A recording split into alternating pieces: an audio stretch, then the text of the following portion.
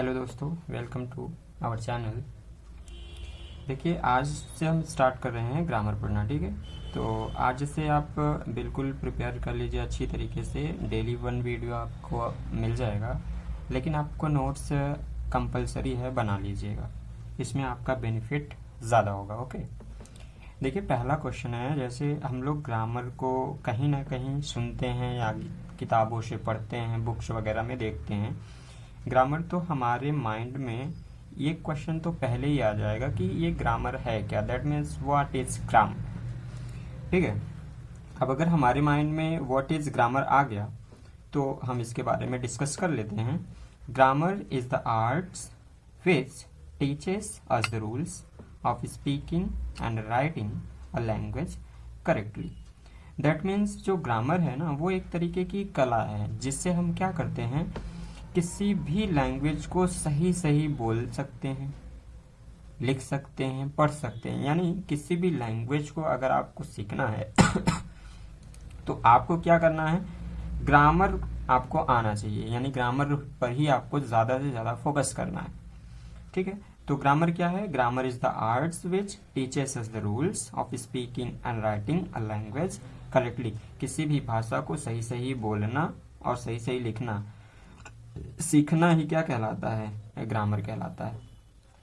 अब जैसे ही हम लोग ग्रामर से एक स्टेप जस्ट हम लोग आगे बढ़ते हैं तो हमारा आ जाता है लेटर।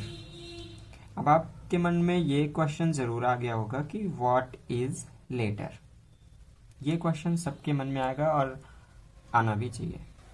देखिए, लेटर्स क्या होता है? Each symbol of alphabet of a language is a letter. That means letters क्या होते हैं, किसी भी लैंग्वेज को, हम ये नहीं कह रहे हैं कि ओनली इंग्लिश की, रेदर देन इंग्लिश इंग्लिश के अलावा, जैसे फॉर एग्जांपल आप हिंदी ले लीजिए, आप मराठी ले लीजिए, आप फ्रांसीस ले लीजिए, तेलुगु ले लीजिए, अपने यहाँ जितने भी लैंग्वेज है या फॉरेनर्स के जितने लैंग्वेज है, उन सबको आपको अगर पढ़ना है तो पहले आपको क्या है, लेटर्स, ग्रामर पढ़ेंगे, फिर लेटर्स आएगा उसमें।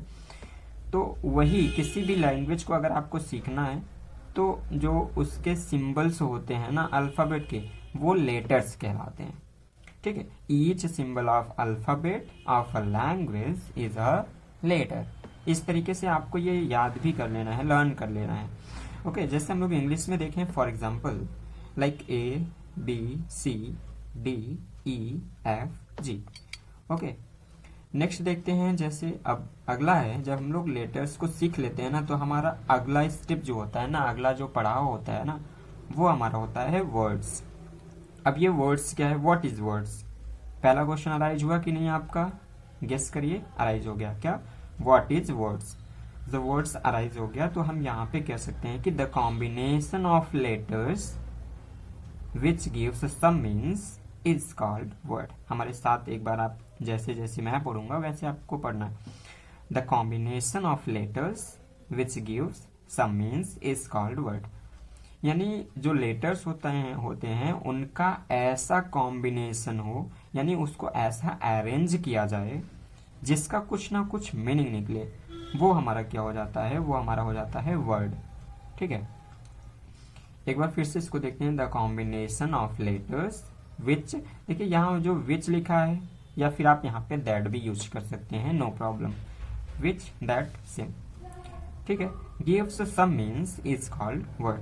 अगर फॉर एग्जाम्पल की बात करें, जैसे देखिए हमारे पास कई लेटर्स हैं, जैसे मैंने 4 लेटर लिया, STUDENT।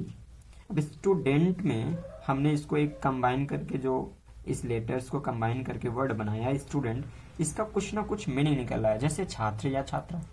ठीक है, तो इसका मीनिंग निकला, तो जो हमारा डेफिनेशन है वर्ड का, वो यही कहता है कि the combination of letters that या which give some means is called word. यानी वो कुछ ना कुछ मीनिंग जरूर दे, उसका मीनिंगलेस ना होना चाहिए।